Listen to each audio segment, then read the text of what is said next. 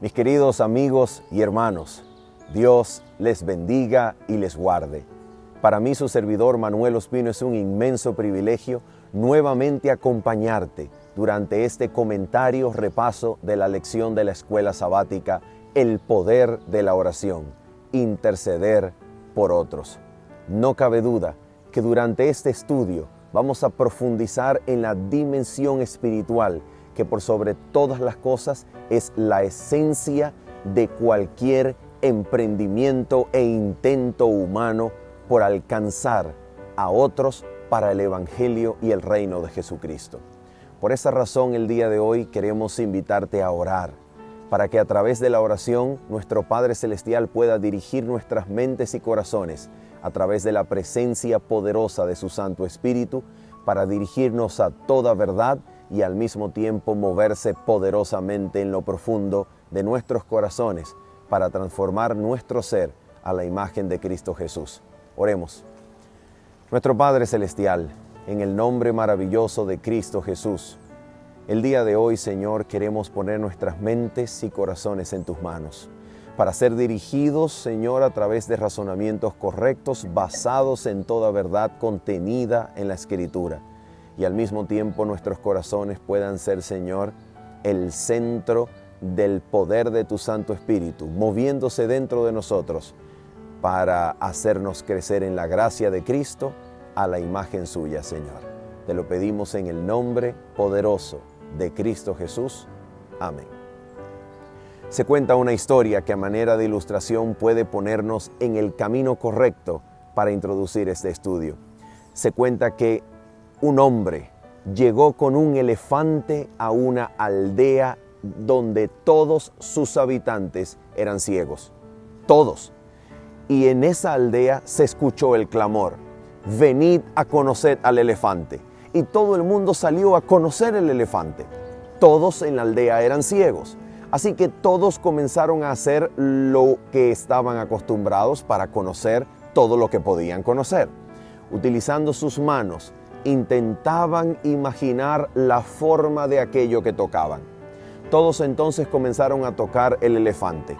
Algunos tocaron sus patas, otros tocaron sus cuernos, otros tocaron su trompa, otros tocaron parte de su cuerpo, otros tocaron su cola, y así sucesivamente. Después los aldeanos se reunieron en el centro de la plaza para discutir la experiencia del conocimiento del elefante. ¿Cómo era el elefante?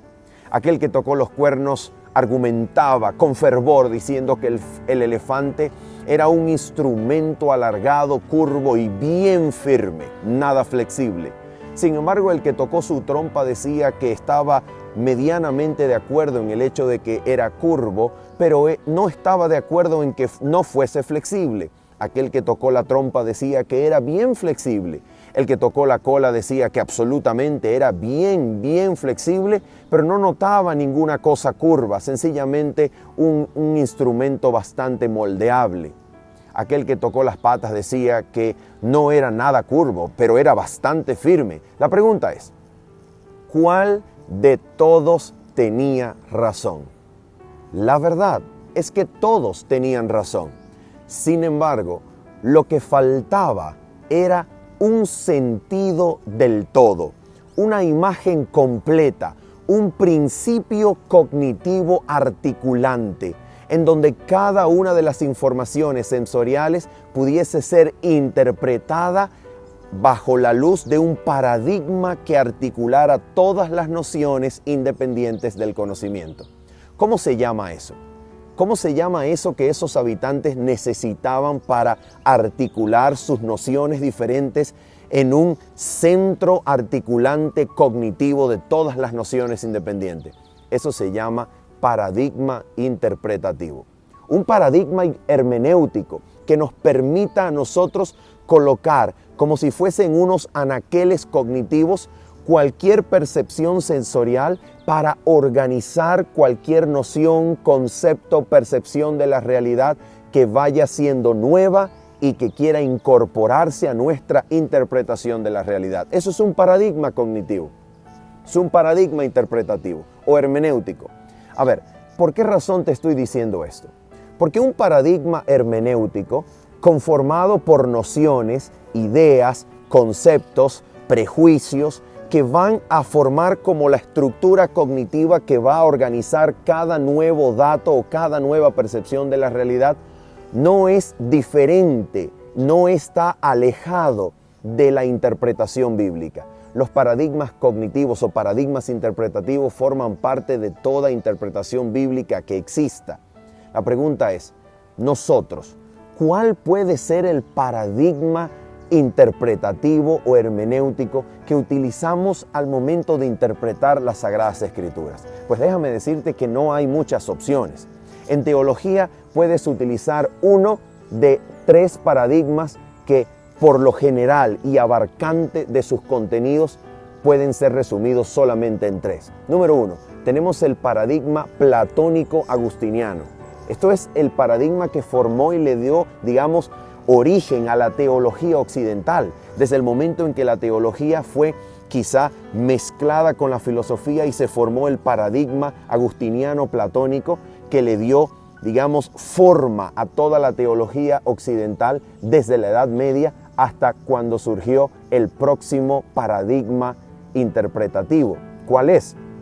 El paradigma aristotélico tomista, en donde todo es interpretado para ofrecer una, digamos, un reflejo o una interpretación, comprensión prácticamente mecanicista, en donde todo puede ser explicado de acuerdo a principios orientados a una armonización entre las cosas espirituales y las cosas naturales, en donde los entes son comprendidos como parte de un universo absolutamente armónico, donde los movimientos pueden ser explicados a través de la filosofía escolástica. Bueno, este es el segundo paradigma. ¿Y cuál es el tercer y único paradigma que está disponible para nosotros apelar a él e interpretar las Sagradas Escrituras? El único que nos resta es el paradigma del conflicto cósmico entre el bien y el mal, es decir, entre Cristo y Satanás, y entre los ángeles caídos, los ángeles satánicos y los ángeles leales al gobierno divino. Ese es el único paradigma que nos queda.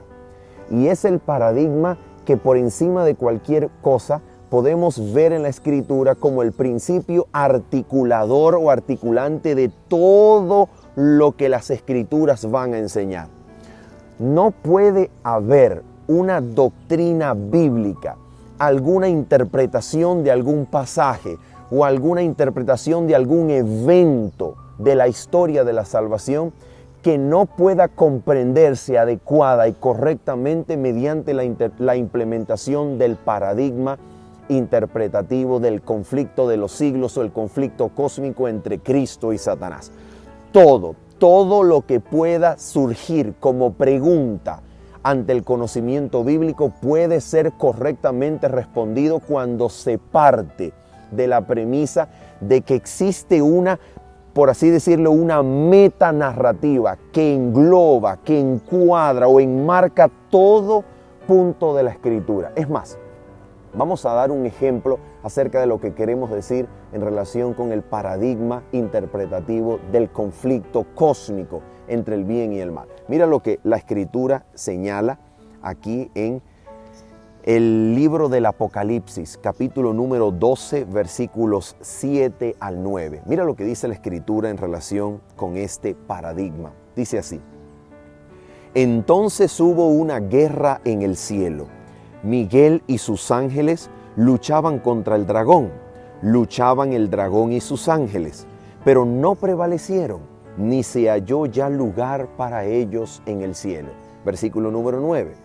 Y fue lanzado fuera el gran dragón, la serpiente antigua, que se llama Diablo y Satanás, el cual engaña al mundo entero. Fue arrojado a la tierra y sus ángeles fueron arrojados con él.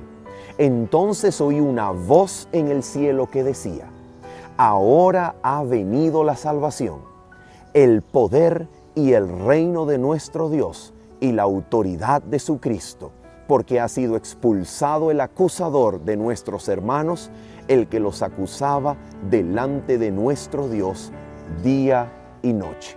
A ver, en primer lugar, ¿de qué se trata este este paradigma interpretativo?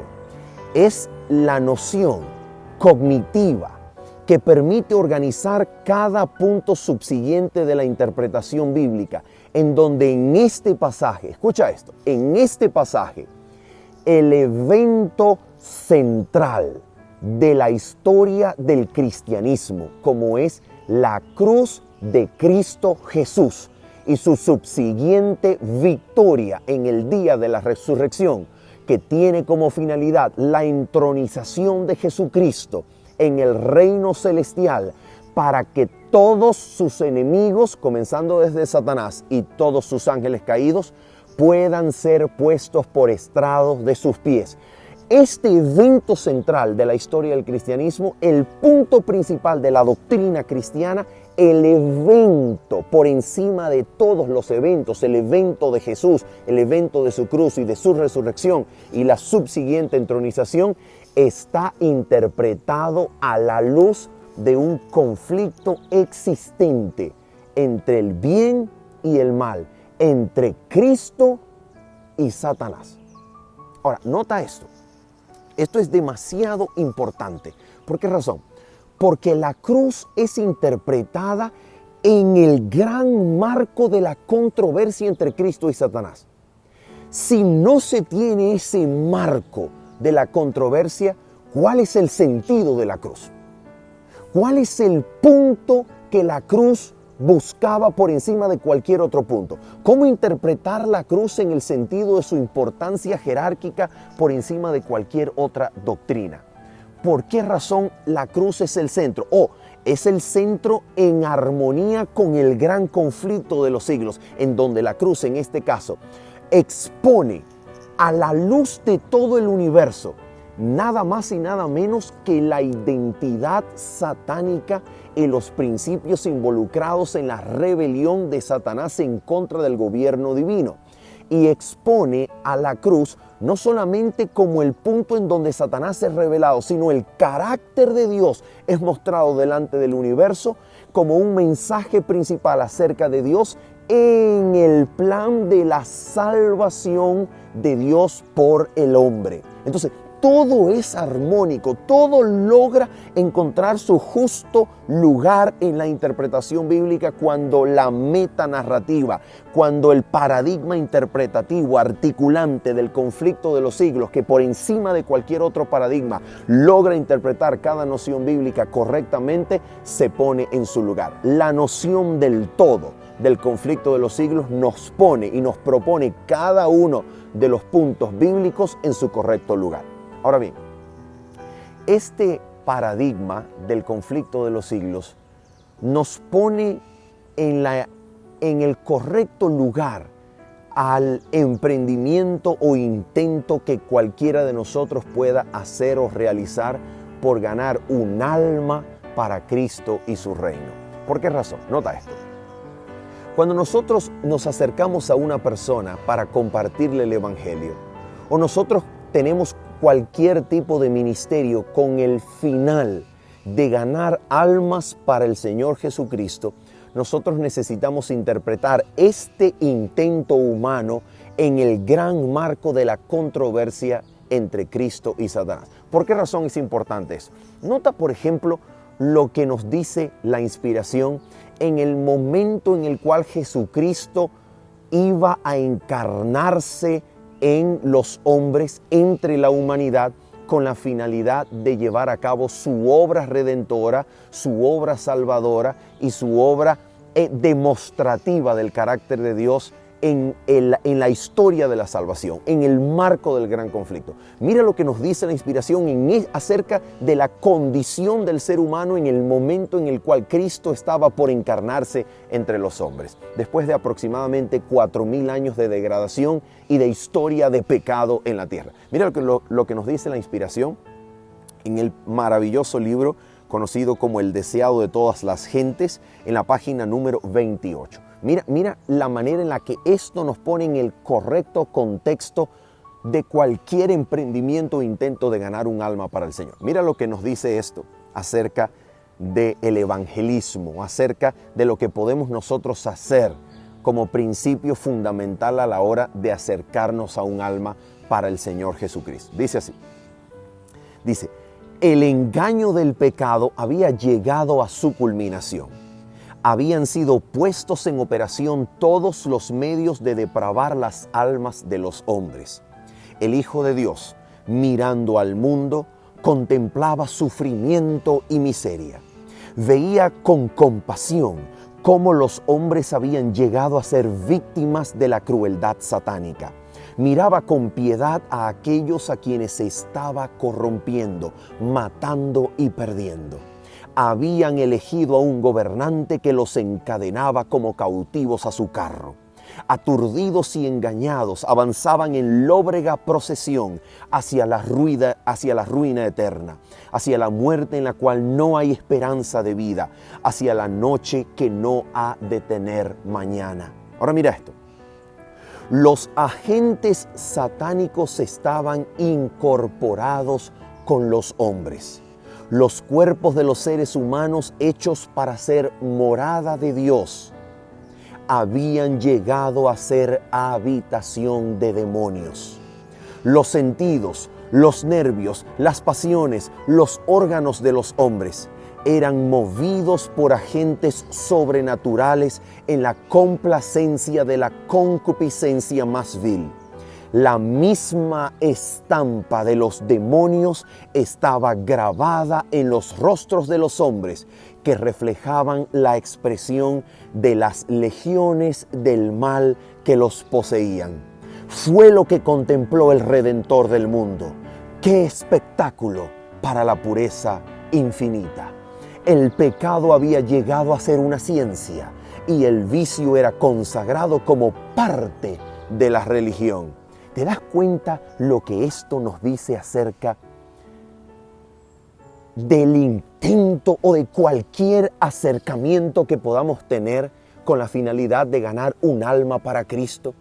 ¿Te das cuenta que esto nos propone el correcto lugar donde el ser humano se encuentra? Aquel ser humano que intentamos ganar para Cristo, ¿se encuentra dónde? ¿Cuál es su estatus actual? Es un ser humano, como diría John Locke, una tabula rasa que aceptará como si fuese una hoja en blanco cualquier cantidad de nociones religiosas, conocimientos, interpretaciones espirituales de la realidad que nosotros queramos aportarle.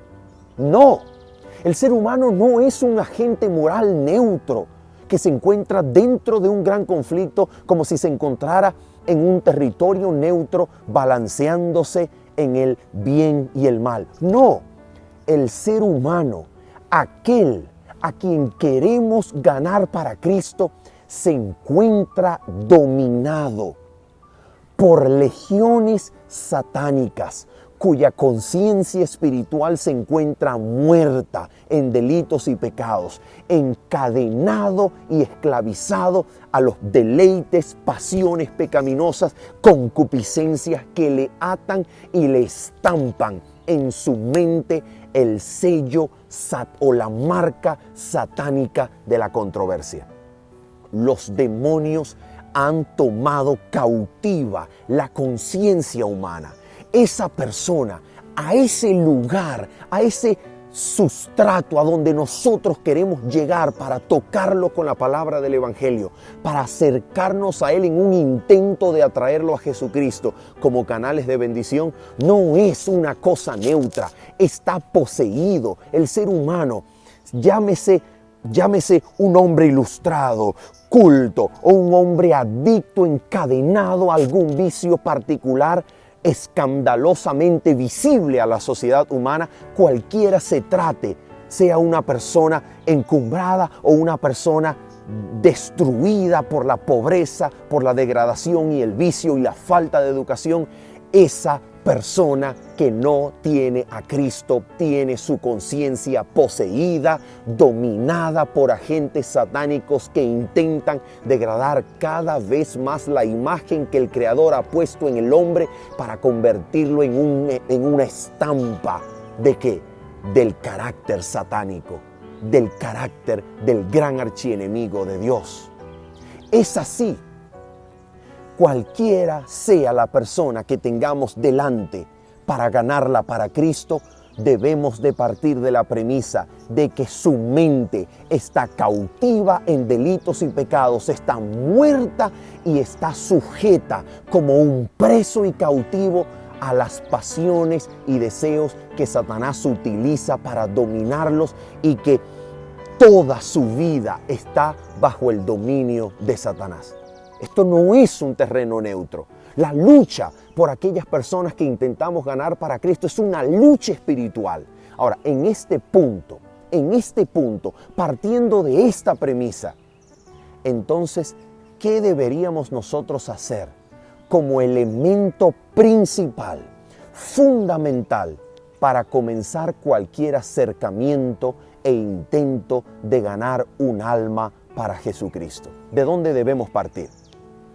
Debemos partir de apelar como recurso básico, esencial, al poder de Dios que está involucrado en el gran conflicto contra Satanás, a través de Cristo, a través del Espíritu Santo y a través de los ángeles leales que son ministros de los que han de heredar salvación. Nosotros tenemos que apelar a esa ayuda, tenemos que apelar a lo único que puede comenzar el proceso regenerador, iluminador, salvador en aquel ser humano que se encuentra necesitado de redención. Lo único y lo principal a lo que podemos apelar es a la ayuda divina para que ponga en obra todas aquellas nociones, procesos, iluminaciones, vestigios de gloria, de luz, que a través del Espíritu Santo intentan iluminar el alma que está muerta en delitos y pecados, para que la conciencia pueda despertar y la vista inteligente pueda contemplar al Salvador que ha muerto en la cruz y que anhela redimirlos. Es lo único que nosotros podemos hacer. Así es como podemos comenzar. Ahora, cuando nosotros apelamos a la oración, ¿qué es lo que estamos haciendo esencialmente en el proceso de la salvación de esa persona? ¿Qué es lo que estamos haciendo? Mira lo que Jesús dijo como el ejemplo de intercesor orando a su Padre por aquellos que habían de creer por la palabra de los discípulos. Mira lo que nos dice la Escritura en Juan capítulo número 17. Recuerda que en Juan capítulo 17 Jesús comienza su oración al Padre diciendo que Él ha completado, ha finalizado la obra que el Padre le dio para realizar. ¿Cuál era la obra? No solamente morir en el lugar del hombre y proveer el punto en donde el hombre puede morir con sus pasiones y deseos para volver a resucitar por el poder de la resurrección. No, Jesucristo no es solamente el sustituto y garante. Jesucristo es el punto, el lugar donde se descubren todos los misterios del universo involucrados en la gran controversia. Jesucristo es aquel que ha mostrado el carácter del Padre y que lo ha exhibido públicamente ante la vista de todo el universo expectante que está envuelto en la controversia. Ahora, después de decir eso, en Juan capítulo 17, Jesús hace algo extraordinario. Dice Jesús lo siguiente en el versículo 17 en adelante: santifícalos en tu verdad, hablando acerca de sus discípulos, pidiéndole al Padre que santifique a su iglesia, a sus discípulos en la verdad. Y luego dice: tu palabra es verdad, como tú me enviaste al mundo. Fíjate eso, Jesucristo le dice a su Padre: Padre, como tú me enviaste al mundo. ¿En qué relación? En relación al cumplimiento de un propósito sagrado, en el marco de la gran controversia. Ahora dice: como tú me enviaste al mundo, así yo los he enviado al mundo. ¿Te das cuenta lo que Jesús está diciendo acá? ¿De qué trata esto? Mira lo que Jesús dice a continuación, que nos puede revelar qué es lo que Jesús tenía en mente al decir: como tú los enviaste, como tú me enviaste, yo los he enviado a ellos al mundo. Dice Jesús en el versículo 19: por ellos, fíjate, y por ellos yo me santifico a mí mismo, para que también ellos sean santificados en la verdad. Mira esto. Jesús está diciendo que los embajadores de la gracia de Dios, de la exhibición del carácter santo ante el universo, y cualquier intento que ejecute alguna acción para ser canales, raudales, bendiciones de la gracia de Dios al mundo, ahora todo lo que había sido Él para el mundo, ahora lo serán sus discípulos para el mundo. Eso es una maravilla. Y Él dice lo que intenta hacer con eso: santificarse a sí mismo. Es decir, que todo el intento, el esfuerzo evangelístico, ministrador de los apóstoles, de los siervos de Dios en la tierra, redunde para la misma gloria con la cual Él mostró a su Padre en esta creación. Dice, por ellos yo me santifico a mí mismo. Una maravilla. Ahora mira lo que Jesús dice así, versículo 20. Pero no ruego solamente por estos, sino también por los que han de creer en mí por la palabra de ellos. ¿Te das cuenta? Jesucristo intercedió por nosotros. Jesucristo intercedió por todo aquel que ha de encontrarse en el mundo como posible candidato al reino de los cielos. Jesucristo oró para que aquellos que han de creer por la palabra de sus siervos, de sus discípulos terrenales, pueda Dios ya tenerlos en su maravilloso plan y poner en ejecución las súplicas del Espíritu Santo desde su nacimiento para venir al conocimiento de la luz y de la iluminación del Espíritu Santo para percibir el maravilloso mensaje de la redención en Cristo Jesús. Jesús oró por nosotros. ¿Por qué es necesario que nosotros oremos? Escucha esto. Porque si esa persona a la que nosotros queremos alcanzar para Cristo se encuentra cautivo, dominado y poseído por legiones satánicas, si esa persona tiene su conciencia espiritual, las facultades nobles de su alma muertas en delitos y pecados, no se necesita menos para despertar esa conciencia a sus necesidades espirituales que el mismo poder de la resurrección obrando a través de nosotros para impartir vida al alma que está muerta. No se necesita menos.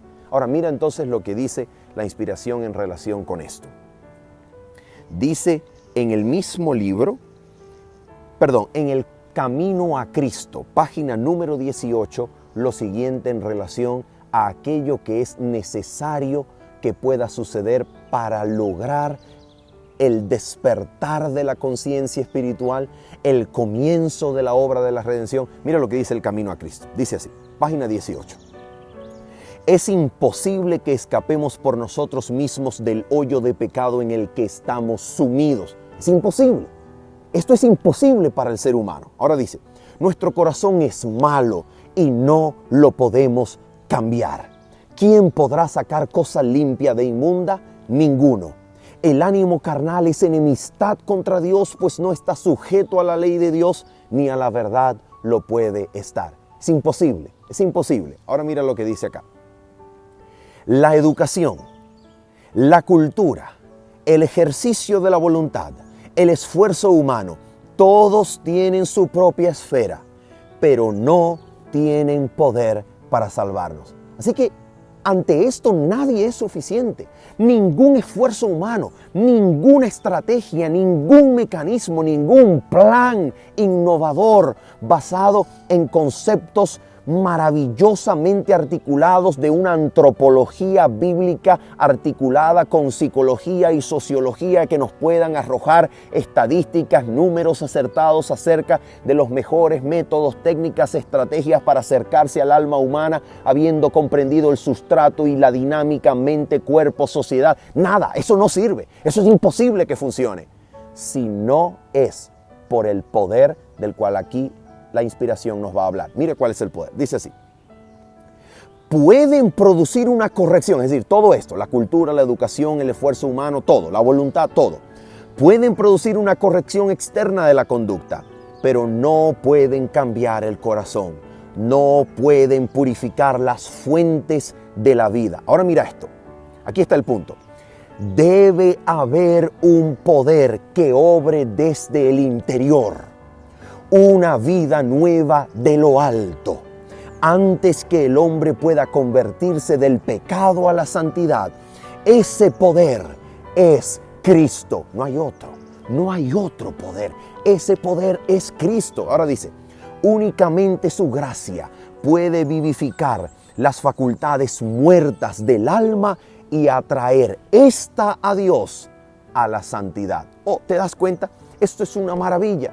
Solamente Cristo puede despertar el alma muerta en delitos y pecados y comenzar a atraerla a la santidad. Solamente el poder es Cristo. Ahora, ¿y entonces qué somos nosotros?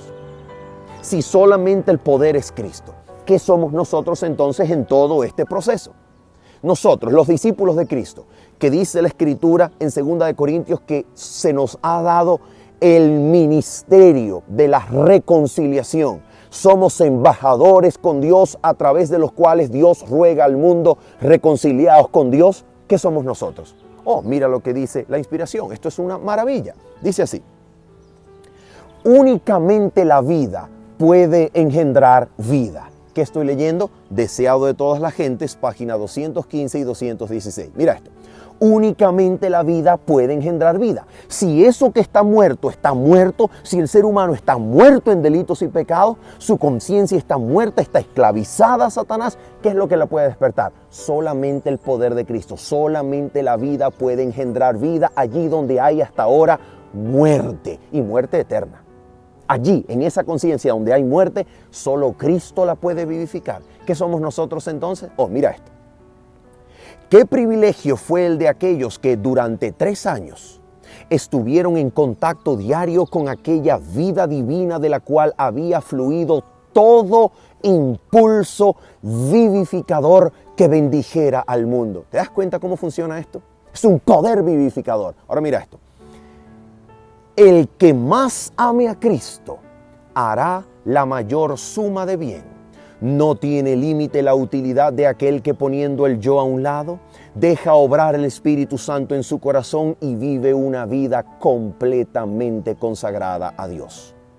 Con tal que los hombres estén dispuestos a soportar la disciplina necesaria, sin quejarse ni desmayar por el camino, Dios les enseñará hora por hora, día tras día. Ahora mira el punto. Él anhela revelar su gracia. Mira lo que dice. Con tal que los suyos quieran quitar los obstáculos, Él derramará las aguas de salvación en raudales abundantes mediante los conductos humanos. Oh, ¿te das cuenta lo que esto dice?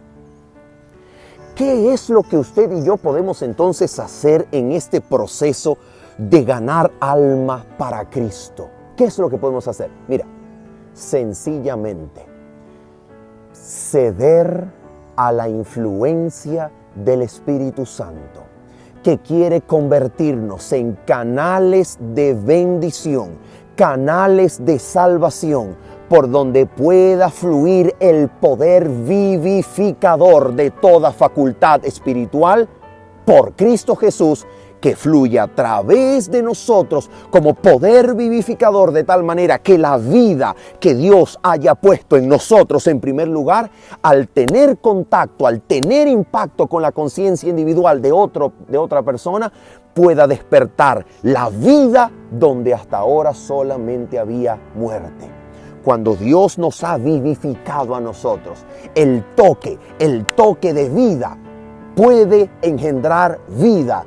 Cuando eso suceda en ese hombre que está muerto en delitos y pecados, entonces comienza la vida a engendrar un principio enteramente de lo alto. Un poder que despierta la conciencia y atrae el alma a Dios, a la santidad, para que contemple a Cristo. Y entonces Cristo sea el mismo poder vivificador en él o en ella que fue en nosotros. Eso es todo. ¿Y cómo podemos nosotros entonces empezar eso? Poniéndonos a orar por esa persona. La oración entonces hará algo maravilloso.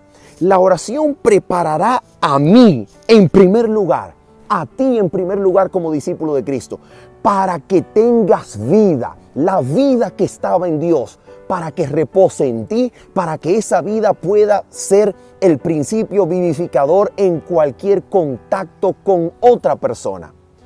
Cuando oramos al mismo tiempo, Dios prepara el camino por medio de sus ángeles, por medio del Espíritu Santo, para ir suplicando por medio de gemidos inefables e indecibles en esa persona que comienza a despertar su alma y la prepara para el momento en el cual la palabra tenga contacto con su conciencia y corazón. Así comienza con la oración intercesora, comienza el proceso por medio de la oración. Ahora fíjate, quiero terminar con un ejemplo sagrado, un ejemplo maravilloso, el ejemplo del apóstol Pablo y sus oraciones intercesoras, que en la Biblia son muchas, pero vamos a limitarnos a una especialmente.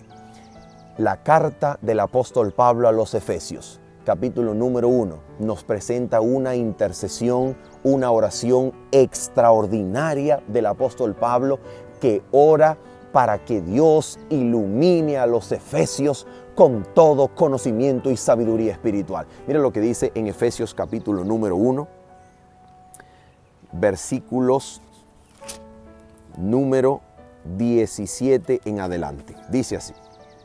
Vamos a leer desde el 15 mejor.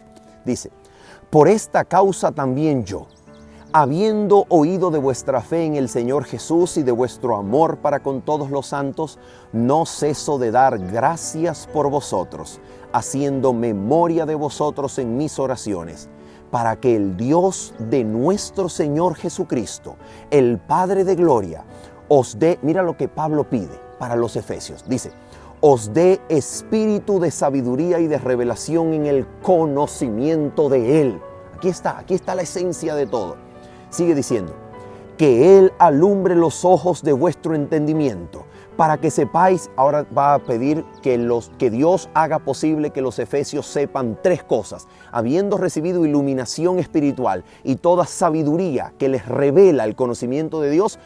Pablo pide a Dios que Dios haga posible que los efesios sepan tres cosas. Número 1, esta es la primera, dice así: que sepáis cuál es la esperanza a que Él os ha llamado. Número 1, ¿cuál es la esperanza a la cual Dios quiere llevar a los efesios? Número 2, ¿cuáles son las riquezas de la gloria de su herencia en los santos? En otras palabras, ¿cuál es el deleite, la riqueza, la herencia que Dios tiene en nosotros, a través de los cuales Dios será glorificado por los siglos de los siglos cuando pueda mostrar a través de nosotros las riquezas de su benignidad y gracia en su bondad para con nosotros en Cristo Jesús? Eso es claro de acuerdo con la interpretación de la epístola, por ejemplo, el capítulo número 2 y capítulo 3. Ahora dice así, la tercera cosa que los efesios deben saber, habiendo sido iluminados por el conocimiento de Dios. Dice así: y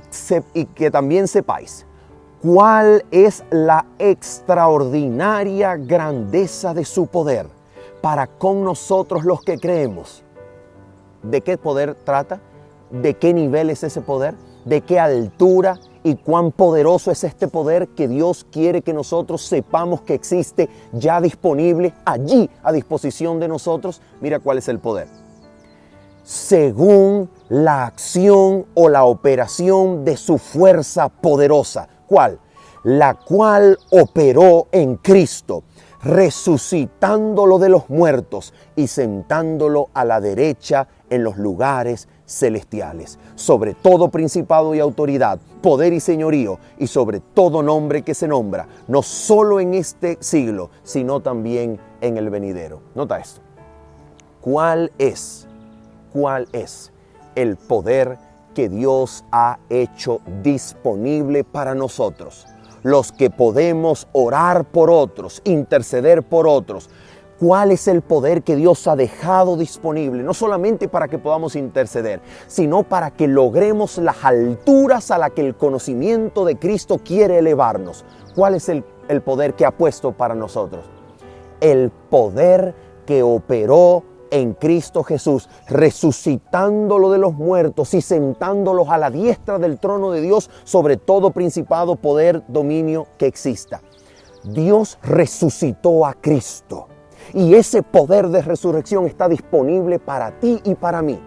Para que en Cristo Jesús nosotros podamos ser canales vivos, canales resucitados, llenos del poder del Espíritu Santo que resucitó a Jesús, para ser canales vivificadores, para que el poder de Jesucristo resucite a esas almas muertas en delitos y pecados a través de nuestras vidas, a través del contacto con nosotros, a través del ministerio que nosotros en Cristo podemos ejercer llenos del Espíritu Santo. El poder de la resurrección está disponible ya.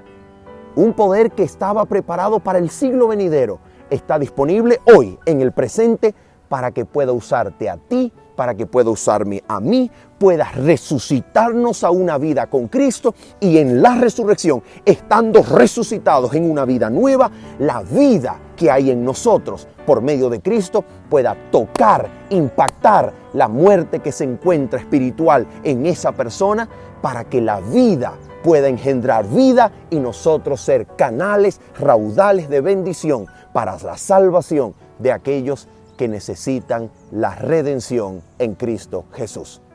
Ese es el momento correcto para sabernos como evangelistas, para sabernos como discípulos del Señor. Esa es la correcta comprensión del ministerio reconciliador que Dios nos ha dejado a usted y a mí, que creemos y hemos sido vivificados, resucitados del pecado a una vida nueva con Cristo. Dios nos ha resucitado para que esa vida pueda resucitar a otros con el poder del Evangelio, con la palabra del Señor, con el ejemplo, con el testimonio, para que allí donde hay muerte pueda engendrarse la vida, y donde el alma está sepultada en delitos y pecados y cautivas a Satanás, pueda resucitar por el poder de Cristo a una vida gloriosa, a una vida nueva, a una vida en Cristo Jesús. Habiendo dicho esto, y esperando que haya sido para tu edificación y de tu bendición, se despide de ti tu servidor Manuel Ospino, diciéndote bendiciones. Chao, chao.